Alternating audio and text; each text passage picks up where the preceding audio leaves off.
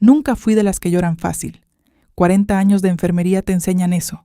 Ves morir a personas, ves a familias derrumbarse en los pasillos, aprendes a respirar hondo, a mantener las manos firmes, a no dejar que la cara diga lo que el pecho siente.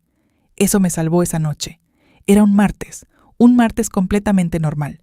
Ernesto había salido a jugar dominó con sus amigos de siempre, como cada semana.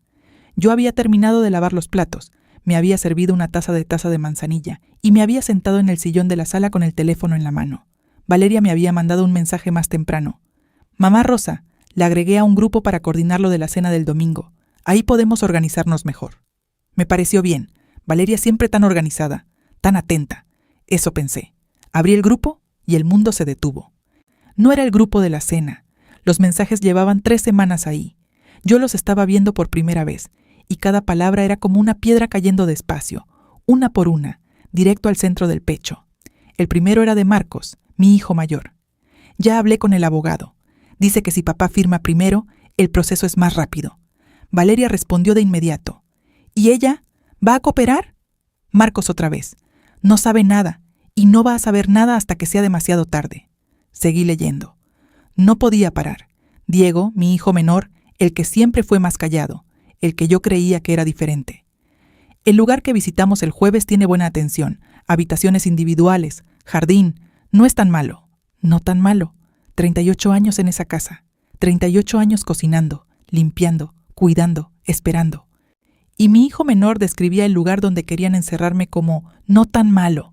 Seguí bajando los mensajes. Y entonces lo vi. Papá ya firmó. 4 palabras. De Valeria. Con un emoji de check verde al lado. Puse el teléfono boca abajo sobre la mesa. Miré la taza de manzanilla. Todavía humeaba. Me la tomé entera, despacio, hasta el último sorbo. Eso me enseñaron 40 años de trabajo. Cuando el piso se mueve bajo tus pies, no corras. Respira. Piensa. Porque el pánico es el enemigo más grande que existe. Y yo no podía darme el lujo del pánico. Esa noche, Ernesto llegó pasada las 11. Olía a café y a cigarro, como siempre. Me dio un beso en la mejilla, como siempre. Me preguntó si había algo en la nevera, como siempre. Yo calenté los frijoles que habían sobrado. Le serví el plato. Me senté frente a él y lo miré comer. Hoy lo miré como si fuera la primera vez, como si estuviera intentando encontrar en su cara alguna señal de lo que había afirmado, de lo que había decidido sin decirme una sola palabra. Ernesto levantó los ojos. «¿Por qué me miras así?» «Por nada», dije. «Estoy cansada». Asintió y siguió comiendo. Esa noche no dormí. Me quedé acostada mirando el techo, con el teléfono debajo de la almohada. Tomé capturas de pantalla de cada mensaje, uno por uno, con fecha y hora. 40 años de enfermería también te enseñan eso. Documenta todo, siempre, porque el día que necesites una prueba, ya es tarde para buscarla. Al día siguiente actué normal. Hice el desayuno, serví el jugo. Pregunté a Ernesto si quería huevos revueltos o fritos. «Fritos», dijo. Le hice los huevos fritos. Mientras él comía, yo pensaba, tenía que entender cuánto había avanzado el plan, cuánto ya era real y cuánto todavía podía deshacerse. Papá ya firmó. ¿Qué había firmado exactamente? Esa pregunta me estuvo rondando toda la mañana, mientras barría, mientras tendía la ropa, mientras fingía ver televisión. Ernesto salió a eso de las 10. Dijo que iba al banco. Normal. Siempre iba al banco los miércoles. En cuanto escuché el carro alejarse, fui directamente a su escritorio. Ernesto tenía un cajón con llave. Siempre lo había tenido. Yo nunca lo había abierto. Nunca me había parecido necesario. Nunca había tenido razón para desconfiar. Qué ingenua había sido. La llave la guardaba en el fondo de su taza de lapiceros, siempre en el mismo lugar. Lo había visto tantas veces sin prestarle atención. Abrí el cajón. Había carpetas, facturas viejas, un sobre con fotos que no reconocí al principio.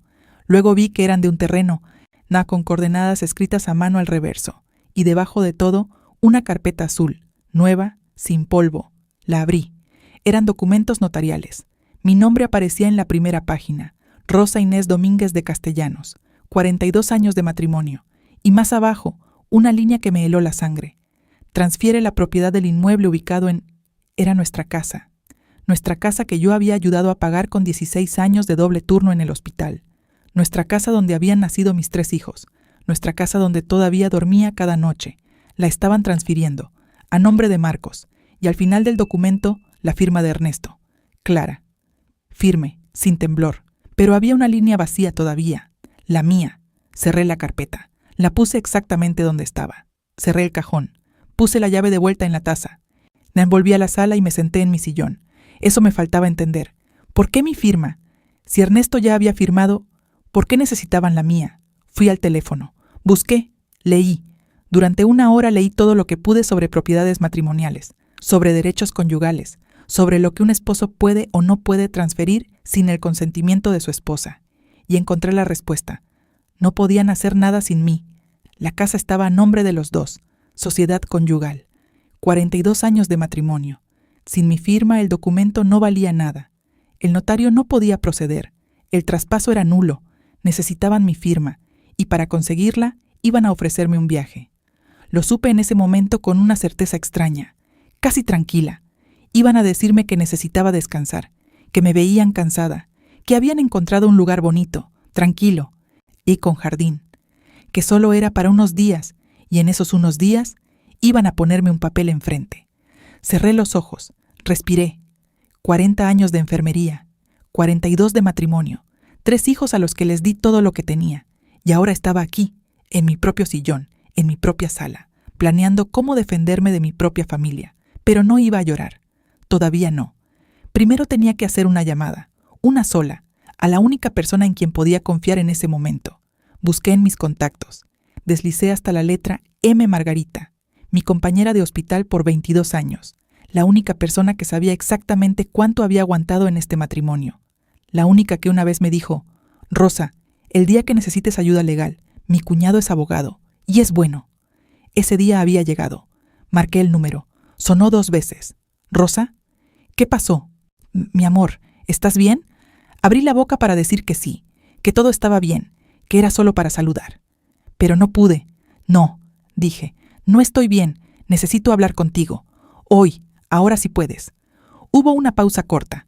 Dame 20 minutos y estoy en tu puerta. Colgué. Me levanté. Fui a la cocina y puse agua a calentar. Si Margarita venía, había que tener café. Y mientras esperaba, escuché el carro de Ernesto entrar al garaje. Había vuelto antes de lo esperado. Mucho antes.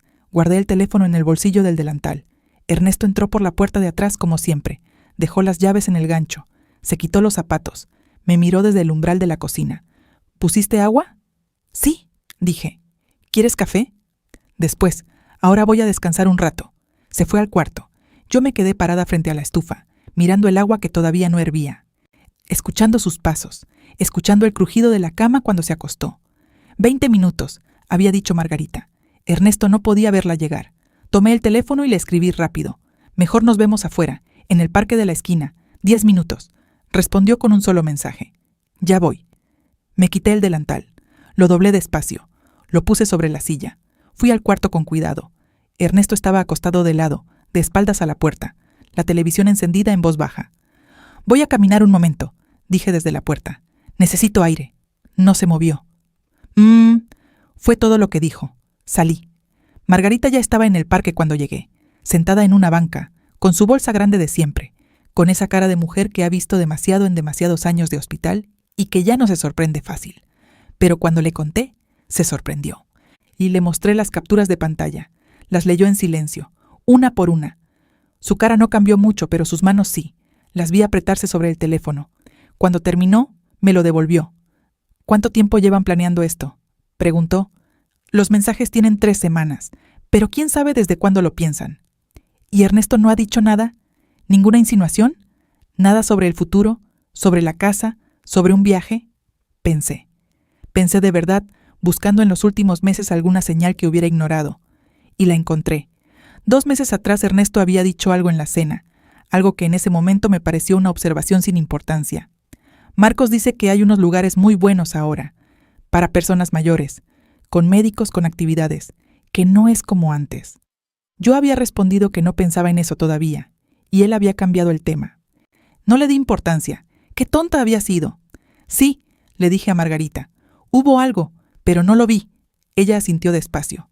Rosa, necesitas hablar con Aurelio esta semana, antes del domingo, antes de que te hagan la propuesta del viaje, porque van a hacértela. Y necesitas llegar a esa conversación ya informada, ya protegida. ¿Puede ayudarme? Es lo mejor que conozco en esto. Me tomó la mano. Pero escúchame bien. Mientras tanto no cambies nada.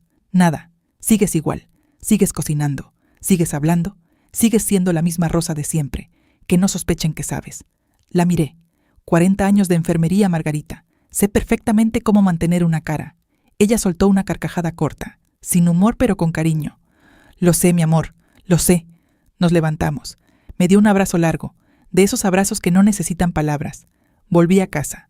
Ernesto seguía durmiendo. Calenté el café y me senté a esperar el domingo. Aurelio me recibió el jueves por la mañana. Margarita me había dicho que era bueno. No me había preparado para lo metódico que era. Su oficina era pequeña pero ordenada. Cada carpeta en su lugar. Cada documento con su etiqueta. Me gustó eso. Me recordó a las enfermeras más experimentadas, las que nunca perdían nada, las que siempre sabían exactamente dónde estaba cada cosa. Le conté todo. Le mostré las capturas. Le describí los documentos que había visto en el cajón de Ernesto. Me escuchó sin interrumpir. Cuando terminé, me preguntó 3 cosas. Primera, ¿la casa estaba a nombre de los dos? Sí. Segunda, ¿había firmado yo algún documento en los últimos 6 meses que no hubiera leído con cuidado? Me detuve. Pensé. Ni recordé una tarde en que Ernesto me había pedido que firmara unos papeles del banco. Me los había puesto enfrente mientras yo estaba cocinando. Es solo una actualización de datos, había dicho. Había firmado sin leer. El estómago se me cayó. Aurelio lo vio en mi cara. ¿Recuerda qué banco? El Banco Central, nuestra cuenta conjunta. Anotó algo en su libreta. Tercera pregunta. ¿Tenía acceso a mis propios documentos? Escritura de matrimonio, identificación, comprobantes de ingresos de mis años de trabajo. Sí, dije. Todo eso lo guardo yo. Bien, cerró la libreta. Señora Rosa, voy a ser directo con usted porque usted me parece una mujer que prefiere la verdad. Siempre, dije. El documento que vio en el cajón, si su firma en el banco fue usada para algo más que una actualización, puede haber un problema serio. Necesito verificar qué firmó exactamente. Eso es lo primero. Hizo una pausa.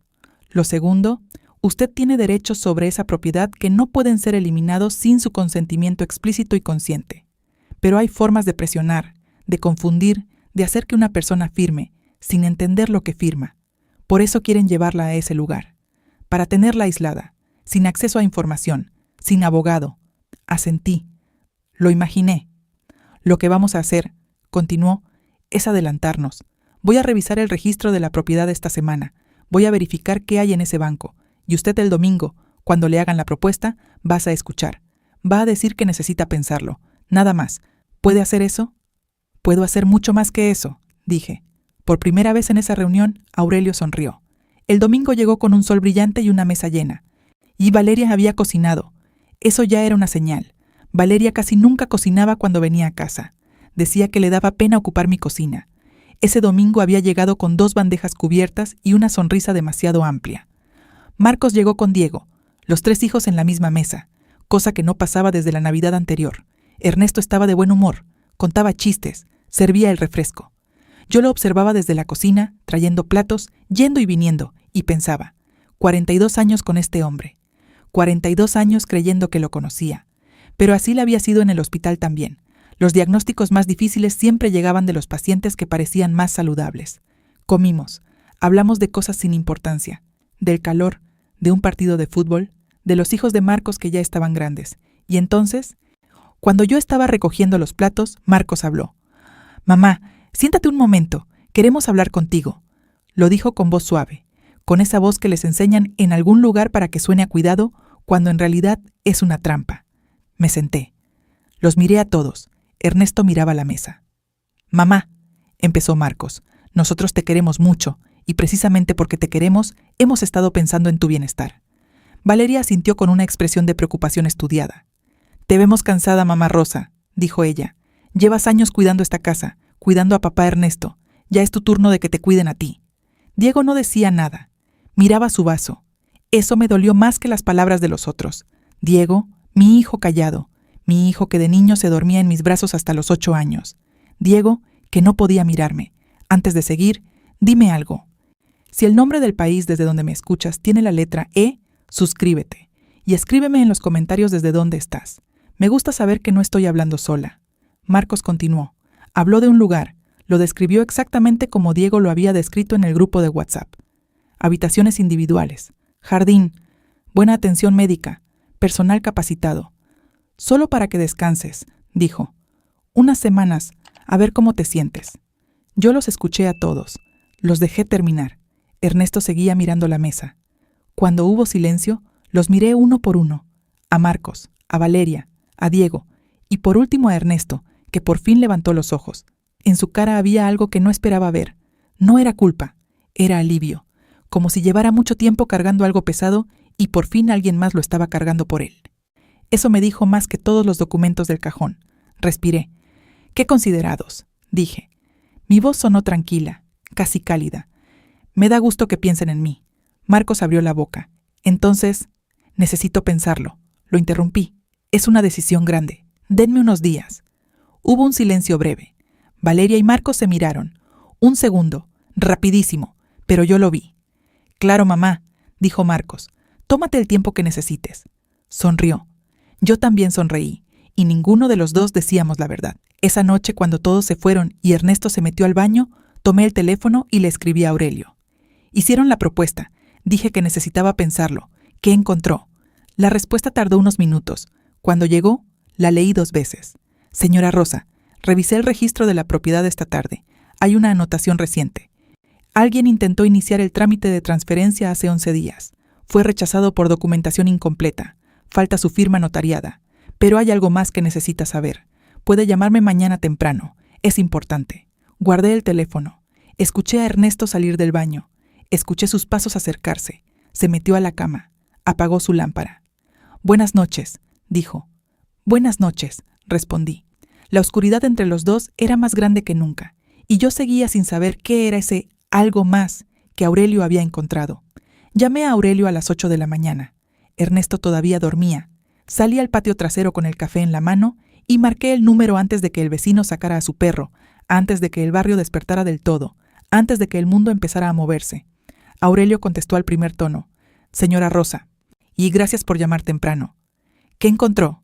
Una pausa, corta pero cargada. El intento de transferencia de la propiedad no fue iniciado por su esposo directamente. Fue iniciado por una empresa registrada hace 14 meses a nombre de Marcos Castellanos. Otra pausa. «Pero hay un segundo titular en esa empresa, señora Rosa. Un nombre que usted conoce». El café se enfrió en mi mano sin que yo lo notara. «¿Quién?» «Ernesto Rafael Castellanos Vega». No dije nada.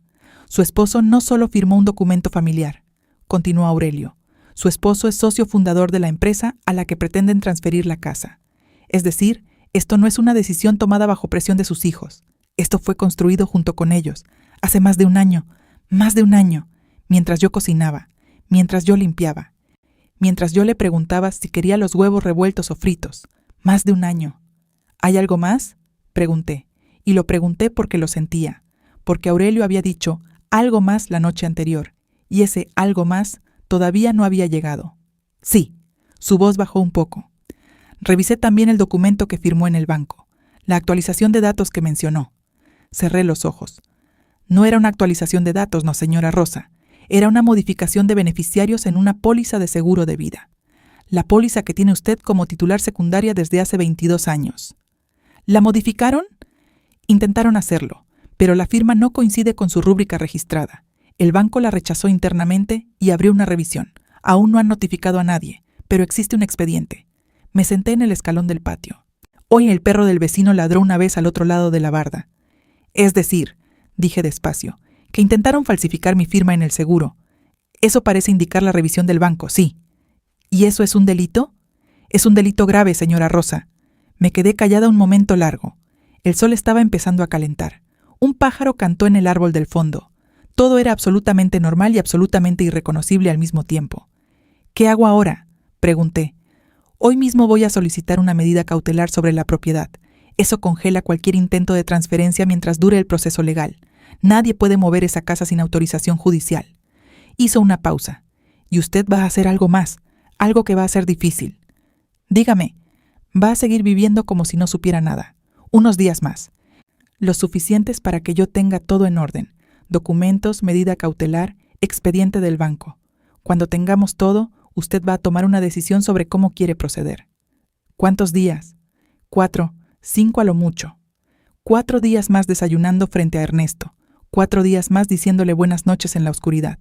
Puedo hacerlo, dije. Lo sé, dijo Aurelio. Y señora Rosa, guarde todo. Cada mensaje, cada llamada, cada papel que encuentre, todo es evidencia. Colgué.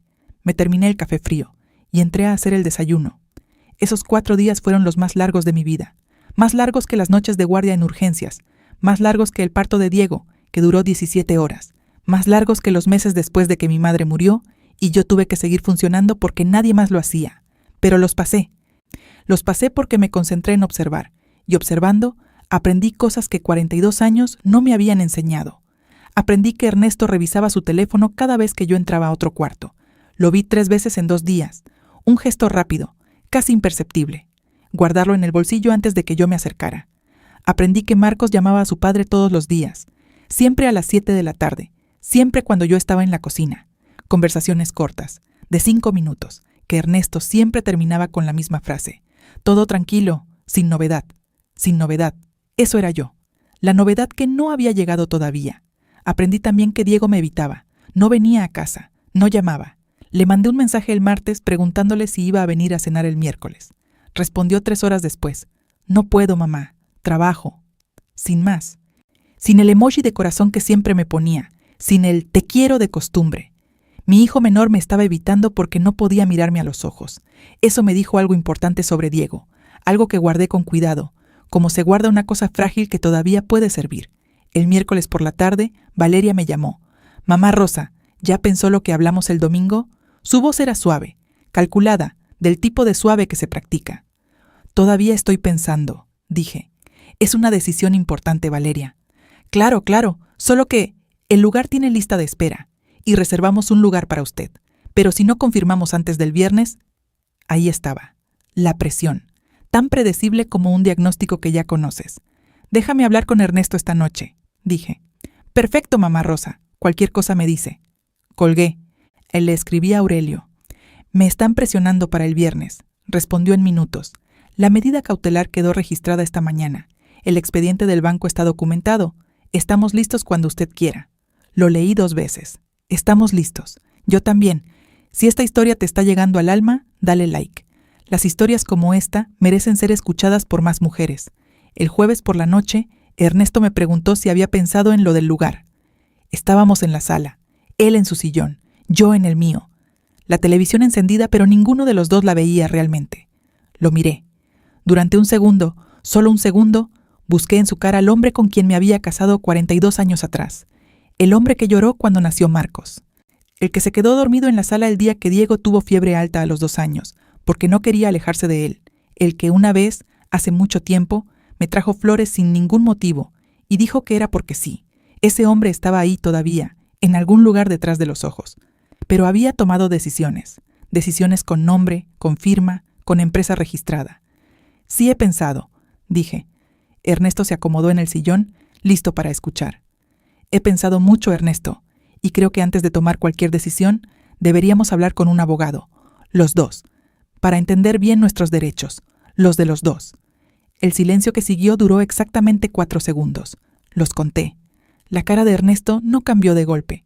Fue lento, como cuando una vela se apaga despacio. Primero los ojos, luego la mandíbula, que se tensó apenas, luego las manos, que se cerraron sobre los brazos del sillón. ¿Un abogado? ¿Para qué necesitamos un abogado, Rosa? Es solo un traslado temporal. No es un traslado temporal, dije. Mi voz siguió igual de tranquila. Es una transferencia de propiedad. Yo vi los documentos, Ernesto. El silencio ahora fue diferente, más pesado, del tipo que no se llena fácil. ¿Cuándo viste? El martes de la semana pasada, cuando fuiste al banco. Lo miré directo. Cajón del escritorio, carpeta azul. Ernesto abrió la boca, la cerró. La vela se había apagado del todo. Rosa, yo puedo explicar. No tienes que explicar nada esta noche, lo interrumpí. Me levanté del sillón. Mañana vamos juntos con el abogado. Si todo es como dices, no hay problema. Si no quieres ir, entonces yo voy sola. Me fui al cuarto, me acosté y escuché, desde la cama, cómo Ernesto tomaba el teléfono y marcaba un número. La conversación duró 11 minutos. No pude escuchar las palabras, solo el tono, y el tono era el de un hombre que acaba de entender que algo salió muy mal. Marcos llegó a las 9 de la mañana del viernes. No había sido invitado. Simplemente llegó.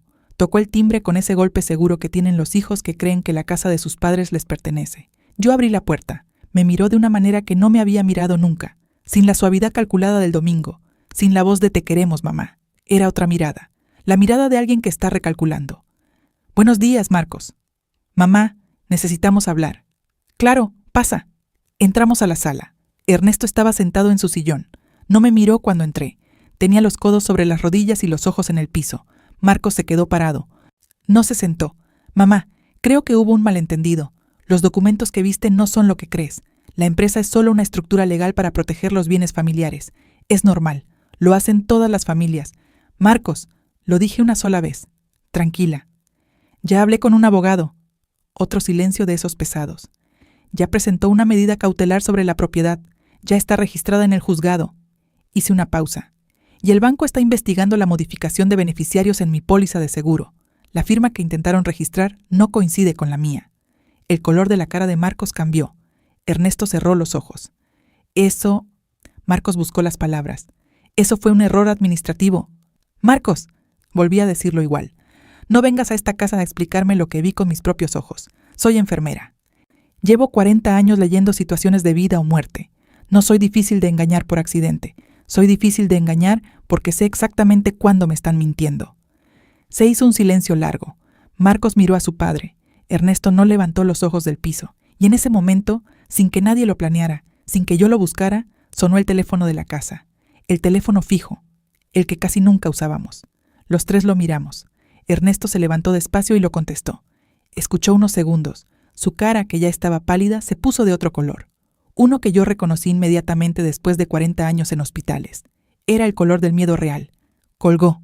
Me miró. Y por primera vez en toda esa semana, habló sin calcular lo que iba a decir. Era el banco. Dijo, quieren que vayamos los dos. Hoy. Dicen que hay una irregularidad en nuestra cuenta conjunta que va más allá de la póliza. Marcos se quedó completamente quieto. Yo lo miré a él. Luego miré a Ernesto. Y entendí que lo que el banco había encontrado era algo que ni yo ni Aurelio habíamos buscado todavía. Algo más grande. Fuimos al banco a las 11 de la mañana. Marcos quiso venir. Le dije que no. Con una sola palabra, sin explicación, sin suavidad. No. Se quedó parado en la entrada de la casa con esa cara de hombre al que nadie le ha dicho que no en mucho tiempo. Ernesto y yo fuimos solos. En el carro no hablamos. 20 minutos de silencio completo. Él manejaba con las 2 manos en el volante, más rígido de lo normal. Yo miraba por la ventana los árboles, los puestos de fruta, las señoras esperando el autobús con sus bolsas del mercado, y pensaba en lo extraño que es el mundo, cómo todo sigue funcionando igual mientras tu vida se desarma por dentro. Le había mandado mensaje a Aurelio antes de salir. Respondió en 2 minutos. Vaya, escuche todo, no firme nada, llámeme cuando salga. 3 instrucciones, claras. Las repetí en mi cabeza todo el camino. El banco era una sucursal grande, con aire acondicionado y sillas de espera color beige. Una señorita nos recibió en la entrada y nos llevó directamente a una oficina en la parte de atrás, no a las ventanillas normales, a una oficina cerrada, con puerta de vidrio y persianas. Eso me dijo que era serio. El hombre que nos esperaba se llamaba licenciado Fuentes. Traje gris, corbata azul, carpeta gruesa sobre el escritorio. Se levantó para saludarnos. Nos dio la mano a los dos, nos indicó las sillas. Cuando nos sentamos, ni abrió la carpeta sin rodeos. Señores castellanos, les agradezco que hayan venido tan rápido. Miró a Ernesto primero, luego a mí. Estamos obligados por protocolo a notificarles en persona sobre una situación que detectó nuestro sistema de cumplimiento la semana pasada. Ernesto asintió. Demasiado rígido, demasiado quieto. Como saben, tienen ustedes una cuenta conjunta que data de hace 38 años. En los últimos 14 meses hemos registrado una serie de movimientos que activaron nuestras alertas internas. Sacó una hoja. La puso frente a nosotros. Se realizaron 16 transferencias desde esa cuenta hacia una empresa de reciente constitución. En total, 3.400.000 pesos. Leí el número 2 veces. 3.400.000 pesos. ¿En qué periodo?, pregunté. 14 meses. Pues, señora. ¿Y las 2 firmas autorizaron esas transferencias? El licenciado Fuentes me miró con algo que no era exactamente incomodidad, pero se le parecía mucho. Ese es precisamente el problema que necesitamos resolver. Las transferencias fueron autorizadas digitalmente, con la clave de usuario de don Ernesto. La cuenta conjunta, sin embargo, requiere consentimiento de ambos titulares para movimientos superiores a cierto monto. Ese protocolo no fue seguido en ninguna de las 16 ocasiones. Volté a ver a Ernesto. Ernesto miraba la hoja. ¿A nombre de qué empresa fueron las transferencias?, pregunté, aunque ya sabía la respuesta. Fuentes señaló una línea en el documento. Constructora Castellanos e Hijos S.A.D.C.B., la empresa de Marcos, la empresa donde Ernesto era socio fundador, el dinero de nuestra cuenta. El dinero de 42 años de matrimonio, de mis 16 años de dobles turnos, de las guardias de Navidad y de Año Nuevo que yo había cubierto para que otros enfermeros estuvieran con sus familias. Ese dinero llevaba 14 meses moviéndose hacia una empresa que yo no sabía que existía. Puse las manos sobre mis rodillas, las mantuve quietas. Licenciado Fuentes, dije, ¿qué procede en este caso? El banco va a emitir un informe formal. Tendrán un plazo para responder. Si se determina que los movimientos se hicieron sin el consentimiento de uno de los titulares, el banco está obligado a iniciar un proceso de investigación interna y, dependiendo de los resultados, notificar a las autoridades correspondientes. ¿Es decir que esto podría derivar en una denuncia penal? Podría, sí. Ernesto hizo un movimiento. Iban a hablar. Lo vi en la forma en que respiró, en cómo abrió la boca. Ernesto. Lo dije suave. Como se le dice a un paciente que está a punto de hacer algo que va a empeorar su situación. Solo su nombre, pero con todo el peso que 42 años pueden poner en 2 palabras. Cerró la boca. Fuentes nos explicó los pasos siguientes. Nos dio una copia del documento. Nos pidió que firmáramos un acuse de recibo. Eso sí lo firmé, porque Aurelio me había dicho que firmar un acuse de recibo no comprometía nada. Solo confirmaba que habíamos recibido la notificación. Ernesto firmó también. Con la mano que le temblaba un poco. Salimos del banco a las 12:15. El sol pegaba fuerte. Nos paramos junto al carro. Ernesto buscó las llaves en el bolsillo. Las encontró. No las usó. Se quedó parado con las llaves en la mano, mirando el piso del estacionamiento, y entonces dijo algo que no esperaba. «Lo siento, Rosa». 3 palabras. Sin mirarme, con una voz que sonaba a algo que se ha estado cargando demasiado tiempo y que de repente ya no aguanta más. Lo miré. Busqué en su cara la mentira, el cálculo, la estrategia. No encontré ninguna. Solo encontré a un hombre viejo que había tomado decisiones malas y que recién estaba empezando a entender el tamaño de lo que había hecho. «Ya sé que lo sientes», dije. «Eso no cambia nada todavía, pero ya sé que lo sientes». Me subí al carro. Él manejó de regreso en silencio. Esa tarde llamé a mis 3 hijos. Primero a Marcos. Le dije que el banco había detectado las transferencias, que había un proceso abierto, que tenía hasta el lunes para hablar con su propio abogado porque el mío ya tenía toda la documentación. En silencio. Luego, «Mamá, podemos arreglar esto en familia». Ya no es un asunto de familia, Marcos. Dejó de serlo cuando abriste una empresa con el dinero de tu madre sin decírselo. Colgué. Luego llamé a Valeria, no para darle información, solo para decirle una cosa. «Valeria, tú eres la madre de mis nietos. Eso no va a cambiar. Pero lo que hiciste, usarme de pretexto, planear esto en un grupo de WhatsApp donde me agregaste por accidente, eso no se olvida fácil». Hice una pausa. «Espero que con el tiempo puedas mirarme a los ojos». Ella no dijo nada. Colgué también. Por último llamé a Diego. Timbró 4 veces. 5. Creí que no iba a contestar. Contestó al 6º timbre. «Mamá». Su voz sonó diferente, rota de una manera que las voces de Marcos y Valeria no habían sonado. «Diego», dije. «¿Sabías lo del dinero?» Un silencio largo. «No», dijo. «Yo solo sabía lo del lugar, lo de mandarte a ese lugar. Marcos me dijo que era lo mejor, que tú ya estabas mayor, que necesitabas cuidados, que papá no podía solo». Se le quebró la voz. «No sabía lo del dinero, mamá. Te juro que no sabía». Lo escuché respirar. Pensé en el niño que se dormía en mis brazos, en el adolescente callado que nunca pedía nada, en el hombre que no había podido mirarme el domingo. «Te creo», dije. Otro silencio. «¿Me perdonas?», preguntó. Y lo dijo como lo decía de niño, con esa misma voz pequeña que usaba cuando había roto algo sin querer. «Eso va a tomar tiempo, Diego, pero te creo, y eso es un principio». Colgué. Me senté en la cama, y por primera vez en toda esa semana lloré. No mucho, no de esos llantos que duran horas, un llanto corto, concentrado, de los que limpian algo que llevaba demasiado tiempo acumulado. Luego me lavé la cara, y llamé a Aurelio. Si tienes una madre, una tía, una amiga que ha aguantado demasiado en silencio, comparte esta historia. A veces escuchar la voz de otra mujer es lo único que hace falta para recordar que una no está sola. Aurelio escuchó todo sin interrumpir. Cuando terminé, estuvo callado unos segundos. «Señora Rosa, con lo que el banco detectó, más la medida cautelar sobre la propiedad, más las capturas del grupo de WhatsApp, usted tiene un caso sólido». Hizo una pausa. «La pregunta ahora es ¿qué quiere usted? porque hay varias direcciones posibles. Explíqueme. Primera opción: denuncia penal por fraude y uso indebido de cuenta conjunta. Eso puede llevar a un proceso largo, público, costoso, emocionalmente. Marcos enfrentaría cargos y Ernesto también podría quedar implicado. Segunda opción: acuerdo reparatorio. Ellos devuelven el dinero, con intereses, en un plazo determinado. Usted retiene todos sus derechos sobre la propiedad. La empresa se disuelve o se reestructura sin involucrar bienes conyugales. Todo queda documentado y firmado ante notario. ¿Y si no cumplen el acuerdo? Entonces la denuncia penal sigue en pie. No se cancela, solo se suspende condicionalmente.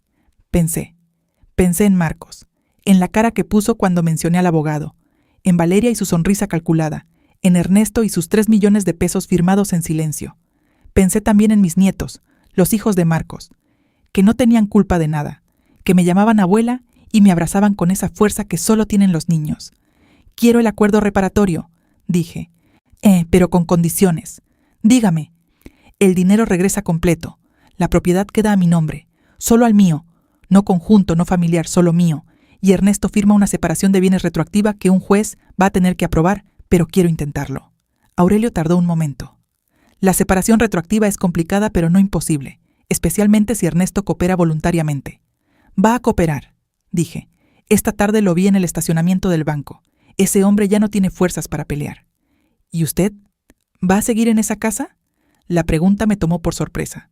No porque no la hubiera pensado, sino porque nadie me la había hecho en voz alta todavía. ¿Iba a seguir en esa casa?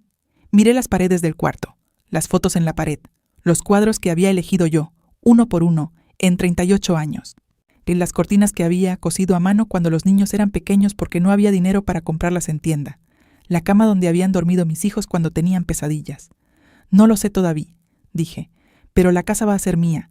Lo que haga con ella después, eso lo decido yo. Aurelio dijo que el lunes tendría un borrador del acuerdo listo. Colgué. Me quedé sentada en la orilla de la cama. Ernesto estaba en la sala. Lo escuchaba moverse, el sonido del televisor, el crujido del sillón. 42 años de esos sonidos. Me levanté. Fui a la cocina. Puse agua a calentar. No porque tuviera hambre, no porque necesitara café, sino porque necesitaba hacer algo con las manos mientras el mundo seguía reorganizándose a mi alrededor. Ernesto apareció en el umbral de la cocina. Me miró. Yo lo miré. ¿Vas a denunciarme?, preguntó. Pues depende de ti, dije, y de Marcos. Se apoyó en el marco de la puerta. De repente parecía más viejo. No de esa vejez que llega con los años, sino de esa otra, la que llega cuando una persona se da cuenta de lo que ha perdido. Yo nunca quise hacerte daño, Rosa. Lo miré despacio. Ernesto, llevaste más de 1 año moviendo el dinero de los dos sin decirme nada. Registraste una empresa con nuestro hijo sin mencionarlo. Firmaste documentos para transferir la casa donde vivimos e ibas a mandarme a un lugar del que yo no hubiera podido salir fácilmente. Hice una pausa. ¿En qué parte de todo eso no me estabas haciendo daño? No tuvo respuesta. El agua empezó a hervir. El lunes viene mi abogado con un documento, dije. Lo vas a leer y lo vas a firmar. Si tienes dudas, tienes derecho a consultar el tuyo. Pero lo vas a firmar. ¿Y después? Después veremos. Serví el agua. Puse la bolsa de manzanilla. El mismo té de siempre, pero todo lo demás era diferente. Y mientras la manzanilla se abría en el agua caliente, escuché que el teléfono de Ernesto vibraba en la sala. Un mensaje, luego otro, luego una llamada. Ernesto no se movió del umbral de la cocina. Dejó que el teléfono siguiera vibrando.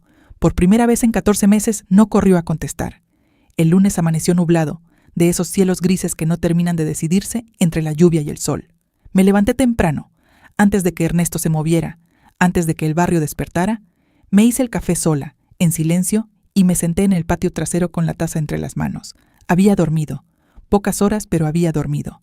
Eso me dijo algo sobre mí misma, que en algún lugar dentro, algo había encontrado tierra firme. No paz todavía, pero algo parecido a la calma que viene cuando ya tomaste una decisión y ya no hay vuelta atrás. Aurelio llegó a las 10. Yo lo había citado en casa, no en su oficina, aquí, en esta sala, en esta mesa donde habíamos comido 38 años de desayunos y cenas y cumpleaños y peleas silenciosas. Quería que los documentos se firmaran aquí, en el lugar donde todo había pasado. Me parecía importante. No sé explicar bien por qué, pero me parecía importante. Ernesto estaba sentado en la mesa cuando Aurelio entró. Camisa limpia, afeitado, como si hubiera querido presentarse de alguna manera, como si la ropa pudiera decir algo que las palabras ya no podían. Aurelio saludó a los dos. Puso su maletín sobre la mesa. Sacó 3 carpetas, ordenadas, etiquetadas. Dice exactamente como me las había descrito por teléfono el viernes. «Señor Castellanos», dijo Aurelio, dirigiéndose a Ernesto con una cortesía profesional que no era calidez, pero tampoco era hostilidad. «Le voy a explicar cada documento antes de que lo lea. Si tiene preguntas, las respondemos. Si quiere consultar con su propio abogado antes de firmar, es su derecho, y lo respetamos. Pero necesito que entienda exactamente qué está frente a usted». Ernesto asintió. Empezamos. El primer documento era el acuerdo de restitución, 3.400.000 pesos, más intereses calculados a tasa bancaria por 14 meses. El dinero debía regresar a la cuenta conjunta en un plazo de 90 días. Marcos figuraba como responsable solidario junto con Ernesto. El segundo documento era la modificación de titularidad de la propiedad. La casa pasaba a nombre mío, solo mío, Rosa Inés Domínguez, sin apellido de casada, sin de Castellanos, solo mi nombre como había aparecido en mi título de enfermera, en mi credencial, en los cheques de mis 15 años de nómina hospitalaria. El tercero era una carta de intención de separación de bienes, que requería proceso judicial posterior, pero que establecía la voluntad de ambas partes. Aurelio me había explicado que no era definitiva sola, que había pasos más, pero que era el inicio formal y que su existencia ya era una protección. Ernesto leyó despacio, más despacio de lo que yo esperaba. Lo vi leer el primer documento completo, luego el segundo, luego el tercero. Vi el momento en que llegó a su propio nombre en el documento de restitución, junto al de Marcos.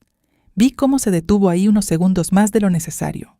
Vi cuando terminó, cerró la última carpeta. «¿Marcos ya sabe que esto existe?», preguntó. «Su abogado le mandó copia el viernes», dijo Aurelio. «Tiene hasta mañana para responder si acepta o si prefiere que el asunto pase a la vía penal». Ernesto procesó eso en silencio. «¿Y si firma esto?», dijo despacio. «¿Qué pasa con nosotros? ¿Con el matrimonio?». Miré a Aurelio. Él me miró a mí. Entendió que esa pregunta era para mí, no para él. Volví los ojos hacia Ernesto. «Eso no está en ningún documento», dije. «Eso es una conversación diferente, para otro momento». Ernesto asintió una sola vez.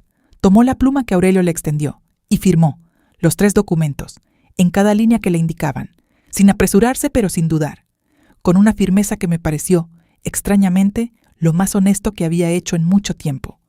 Cuando terminó, Aurelio recogió todo, verificó cada firma, selló cada página con su sello notarial y guardó las carpetas con el mismo orden con que las había sacado. «Señora Rosa», dijo mientras cerraba el maletín, «le mando los originales escaneados esta tarde. Los físicos los guardo yo en resguardo». «Gracias, Aurelio». Se levantó. Le dio la mano a Ernesto, que también se levantó. Se despidieron con esa cortesía de 2 personas que están del mismo lado de una mesa legal, pero no del mismo lado de nada más. Yo lo acompañé a la puerta. Antes de salir, Aurelio se detuvo un segundo y me miró.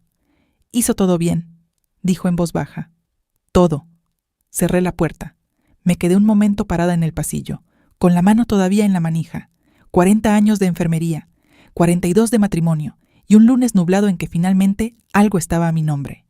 Marcos llamó esa misma tarde. No me llamó a mí, le llamó a Ernesto. Pero Ernesto, por primera vez, no tomó el teléfono en privado. Se quedó sentado en la sala y contestó con el altavoz puesto. No sé si lo hizo conscientemente o si simplemente ya no le quedaban fuerzas para los secretos. Escuché la voz de Marcos desde donde yo estaba, en la cocina. «Papá, esto es una exageración. Podemos resolver esto en familia. No necesitamos abogados ni documentos». «Ya están firmados, Marcos». Silencio al otro lado. «¿Cómo que ya están firmados? ¿Sin avisarme? Tú tampoco me avisaste a mí cuando abriste la empresa con mi dinero». Otro silencio. Más largo. Me detuve junto a la estufa con la cuchara en la mano. Nunca había escuchado a Ernesto hablarle así a Marcos. En 42 años, Ernesto siempre había sido el padre que cede, que negocia, o hay que suaviza. El padre que nunca le dice no a su hijo mayor de frente. Algo había cambiado en ese estacionamiento del banco. O quizás algo había estado cambiando desde antes y yo no lo había visto. «Papá, tienes hasta mañana para firmar el acuerdo con el abogado de tu madre, Marcos. Si no firmas, ella presenta la denuncia. Eso ya no depende de mí». Colgó. Se quedó sentado con el teléfono en la mano. Yo seguí cocinando. No dije nada, pero algo en ese momento se asentó entre nosotros de una manera diferente. No reconciliación, no perdón. Algo más pequeño y más real que eso. El reconocimiento, quizás, de que las cosas habían pasado y que no podían deshacerse, pero que algunos pasos todavía podían darse hacia adelante. Marcos firmó el martes por la mañana. Aurelio me llamó a las 11 para confirmarlo. Todo en orden, señora Rosa. Y el acuerdo está completo. El plazo de 90 días empieza hoy. ¿Cree que van a cumplir? Con la amenaza de denuncia penal activa, sí. Marcos tiene demasiado que perder. La empresa, su reputación, sus contratos. No van a arriesgar todo eso. ¿Y si en algún momento intenta algo más? Para eso existe el expediente. Y para eso existe usted, que ya demostró que sabe exactamente qué hacer cuando alguien subestima su inteligencia. Guardé esas palabras. Las guardé como se guardan las cosas que uno va a necesitar recordar en los momentos difíciles que todavía están por venir. Porque yo sabía que los momentos difíciles no habían terminado. Que la firma en un documento no cierra las heridas de 42 años. Que mis hijos y yo íbamos a tener que aprender a mirarnos de nuevo, de una manera distinta, sin las capas de silencio y condescendencia y subestimación que se habían ido acumulando sin que yo lo permitiera conscientemente. Que Ernesto y yo teníamos una conversación pendiente que iba a ser la más difícil de todas. Pero ese día, ese martes, respiré. Si llevas tiempo escuchando esta historia y algo en ti la reconoce, suscríbete. Porque aquí hay más mujeres como Rosa, como tú, como yo, y esta comunidad se construye de a poco, una voz a la vez. La conversación con Ernesto llegó el miércoles por la noche. No la planeé. Simplemente pasó, como pasan las conversaciones que llevan demasiado tiempo esperando. Estábamos en la sala, el televisor apagado, por una vez. Afuera llovía, una lluvia suave, de esas que golpean las ventanas con un ritmo casi tranquilo. Ernesto habló primero. ¿Cuándo dejé de ser tu esposo y me convertí en el problema que resolver? Lo miré. Era una pregunta cargada, del tipo que puede ser una acusación o puede ser una confesión, dependiendo de quién la hace y cómo. En su cara no había acusación, solo una pregunta real, dolorosa y real. No fue un momento, dije. Fueron muchos momentos pequeños, uno encima del otro durante años. ¿Cuándo empezaste a no confiar en mí? Pensé de verdad, no para herirlo, sino porque se merecía una respuesta honesta después de todo lo que había pasado. Cuando empecé a notar que mis opiniones no importaban en las decisiones grandes, la segunda vez que cambiaron los planes de la casa sin preguntarme, cuando firmaste el carro a nombre de Marcos sin decirme. Cosas pequeñas, Ernesto, que yo dejé pasar porque era más fácil dejarlas pasar que pelear. Hice una pausa. Y tú las dejaste pasar porque también era más fácil, hasta que se volvieron algo grande. Ernesto se quedó mirando el piso. La lluvia seguía afuera. Marcos me convenció de que era lo mejor, dijo. Me dijo que tú ya estabas mayor, que el manejo de la casa y el dinero te pesaba, que necesitabas descansar. Me dijo tantas veces que era por tu bien que terminé creyéndolo. Levantó los ojos. Pero eso no es una excusa. Lo sé. Yo fui el que firmó. Sí, dije. Fuiste tú el que firmó. No lo dije con crueldad. Lo dije porque era verdad y porque las dos cosas pueden existir al mismo tiempo. Entender cómo llegó alguien a un error y reconocer que el error lo cometió él. ¿Qué vas a hacer?, preguntó. ¿Con nosotros? Miré la lluvia en la ventana. Todavía no lo sé, Ernesto. Necesito tiempo. Necesito ver si eres el hombre que firma documentos a mis espaldas o el hombre que el lunes se quedó sentado en esa mesa y firmó los que yo puse frente a él. Hice una pausa. Esos dos hombres no pueden ser el mismo para siempre. Alguno de los dos va a tener que desaparecer. Ernesto asintió. No dijo más, pero esa noche, por primera vez en semanas, no sentí el vacío enorme entre los dos lados de la cama. Sentí, en cambio, algo incómodo y necesario, el tipo de silencio que no es ausencia, sino principio. Pasaron 3 semanas. Margarita me invitó a tomar café el primer sábado. Fui. Estuvimos 3 horas sentadas en su cocina, hablando de todo y de nada, como llevábamos 22 años haciendo en los descansos del hospital. En algún momento me preguntó cómo me sentía. Le dije la verdad. Rara. Como cuando terminas un turno muy largo y sales al estacionamiento y el aire de afuera se siente diferente. No sabes bien si estás bien o si estás cansada. Solo sabes que terminó algo. Margarita asintió. Me llenó la taza. ¿Y Diego?, preguntó. Vino el jueves. Comimos juntos. No hablamos de nada importante. Pero vino. ¿Y Marcos? Marcos mandó el primer abono a la cuenta. Puntual. Sin mensaje, sin llamada. Solo la transferencia. Margarita levantó las cejas. Eso también es una forma de hablar, dije. Ella sonrió. ¿Y tú, Rosa? ¿Qué vas a hacer ahora? Con la casa, con tu tiempo, con todo. Me quedé pensando un momento. Siempre quise tomar un curso, de cerámica. Hay uno los martes en el Centro Cultural. Lo vi hace años y nunca fui porque siempre había algo más urgente. Tomé un sorbo de café. El martes que viene me voy a inscribir. Margarita soltó una carcajada. Una de las suyas, grande y sin reservas. 40 años aguantando y lo primero que vas a hacer es cerámica. Lo primero que voy a hacer es lo que yo quiera, dije. Y resulta que quiero cerámica. Nos reímos las dos, y en esa risa había algo que yo no había sentido en mucho tiempo. Algo ligero, algo que era completamente mío. El primer martes fui al curso. Éramos 8 personas en la clase, 6 mujeres, 2 hombres. La profesora era joven, de unos 30 años, con las manos siempre llenas de arcilla y una paciencia enorme para las que nunca habíamos tocado ese material.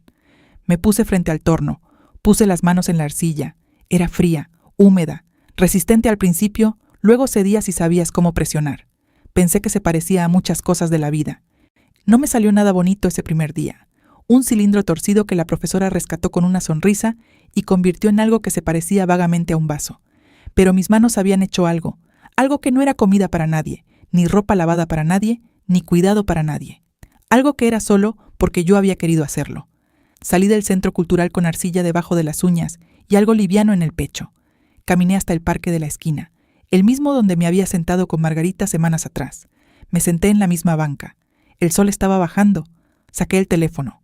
Busqué el grupo de WhatsApp, ese grupo al que me habían agregado por error, el grupo donde habían planeado mi desaparición en 14 mensajes un martes por la tarde. Lo abandoné. Sin drama, sin mensaje de despedida. Solo presioné el botón y salí. Y luego fui a mis contactos y creé un grupo nuevo. Le puse un nombre, las que seguimos aquí. Agregué a Margarita. Le mandé un mensaje. Primer día de cerámica. Hice un vaso horrible. Fuese el mejor martes en años. Respondió en 30 segundos con una foto de ella levantando su taza de café como brindando. Guardé el teléfono. Me quedé sentada en la banca un rato más. 64 años. 40 de enfermería. 42 de matrimonio. 3 hijos. Una casa que ahora era mía. Un proceso legal en curso. Un marido que dormía en la misma cama, pero que todavía era una pregunta sin respuesta. Un hijo mayor que pagaba en silencio. Un hijo menor que volvía despacio. Una amiga que brindaba con café desde el otro lado de la ciudad. Y un vaso torcido de arcilla que nadie más había hecho. Eso era lo que tenía. No era el final de una historia. Era el principio de otra. Una donde yo sabía exactamente cuánto valía mi firma. Si esta historia te tocó, si en algún momento dijiste, yo también he sentido eso, déjame saberlo en los comentarios. Escríbeme desde dónde me escuchas. Cuéntame si conoces a una Rosa, o si tú misma eres una, y si todavía no te has suscrito, hazlo ahora. Porque aquí hay más historias de mujeres que no se rindieron, mujeres que aprendieron tarde, sí, pero que aprendieron, y que un día se sentaron frente a un torno de cerámica con las manos llenas de arcilla y decidieron que lo que quedaba de su vida iba a tener su forma. Solo la suya. Yo sigo aquí. Y me alegra que tú también.